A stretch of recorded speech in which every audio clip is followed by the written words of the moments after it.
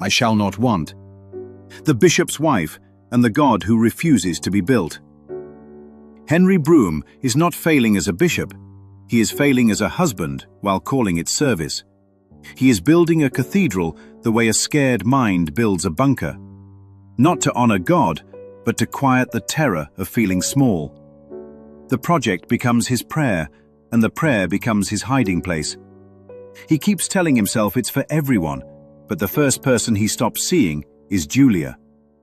Julia isn't asking for luxury. She's asking for life. She's asking for a walk, a laugh, a shared afternoon, a marriage that still has skin on it. Henry keeps postponing love the way people postpone God.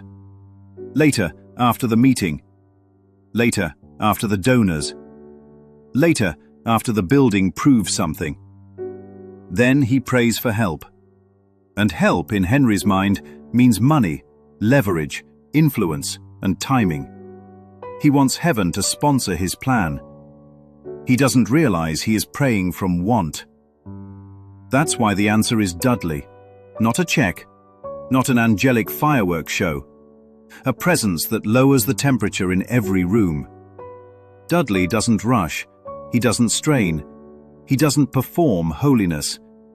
He simply is, and that isness exposes how hard Henry has been trying to earn what cannot be earned. This is where Psalm 23 becomes the film's spine. The Lord is my shepherd, I shall not want. Henry's whole system is, I shall want. Want for proof that he matters. Want for proof that God is pleased. Want for proof that effort equals worth. Dudley embodies the opposite. Still waters instead of frantic currents. Green pastures instead of endless construction. Guidance instead of grind. Dudley starts shepherding without announcing it. He notices the unnoticed. He releases the trapped. He restores the human scale Henry has abandoned. Mildred, the sweet secretary, is a perfect example. Henry keeps her late like her life is office furniture. Dudley sends her home like she is a person. That one act tells the truth about the whole movie. Henry's mission uses people as parts. Dudley treats the mission as a function of love. Matilda, the housekeeper, is another quiet altar. She gives care all day and receives no reverence for it. Dudley receives her kindness without making it small. He doesn't preach gratitude. He simply makes her feel seen. Then the professor shows the same disease in a smarter suit. Professor Wutheridge is all intellect and withheld heart. He carries an old love like an unsent letter in his pocket. He can catalogue history, but can't speak tenderness without embarrassment. Dudley nudges him toward completion, not by force, but by removing his excuse to stay stuck. And then there is Sylvester, the taxi driver, the film's street-level prophet. He says people don't know where they're going and want to get there too fast. That line is Henry's cathedral in one sentence. Henry is sprinting toward an arrival that will finally let him rest. But rest doesn't come at the end of striving. Rest comes when striving stops impersonating God. Agnes Hamilton is the film's most piercing mirror.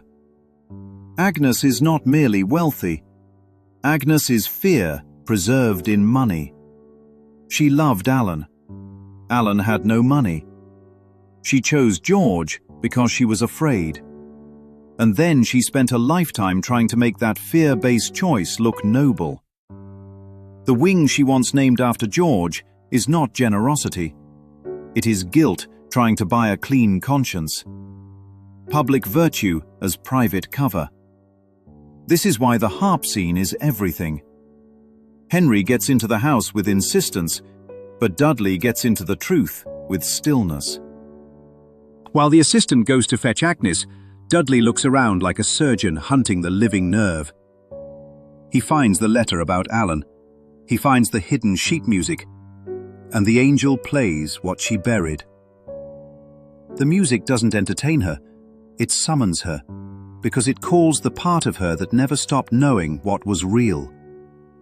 When Agnes admits she never really loved George, it isn't scandal, it's relief. It's the first honest sentence she's allowed herself to say in decades. And once that sentence exists, her money changes assignment, from stone to shelter, from plaque to bread, from image to actual need. Henry's jealousy rises because guilt always turns into suspicion.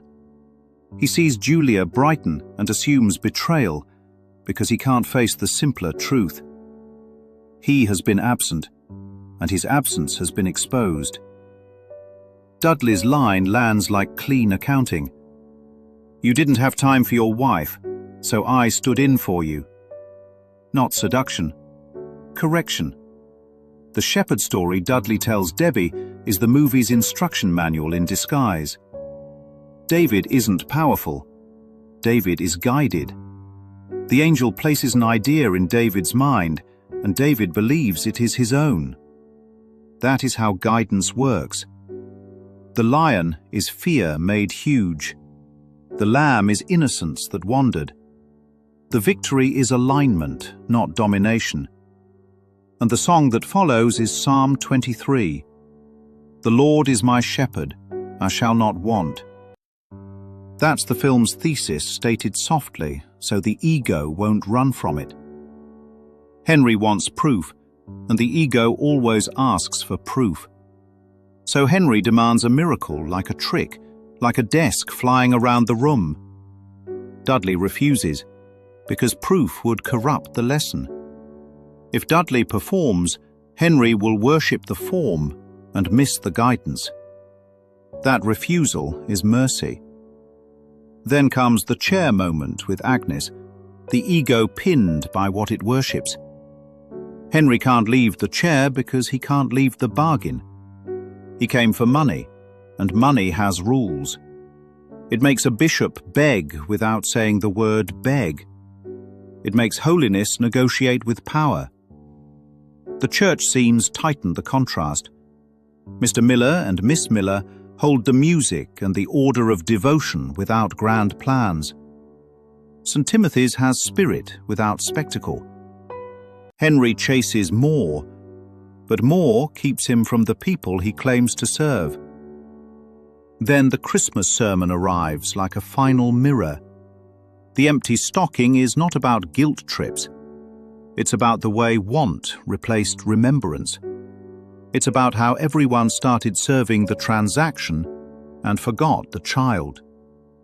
And Henry finally receives the real answer to his prayer. He wasn't praying for a cathedral. He was praying for guidance, for still waters, for green pastures, for the end of want. Dudley must leave, and the leaving is the last act of protection, because memory would turn him into an idol. People would build a shrine to the angel and miss the shepherd. So the memory is wiped clean. No souvenirs, no specialness. Only the quiet afterglow of a mind reoriented. And that is why this film feels like The Preacher's Wife, but cuts differently. Because the deepest miracle here is not romance. It is sufficiency.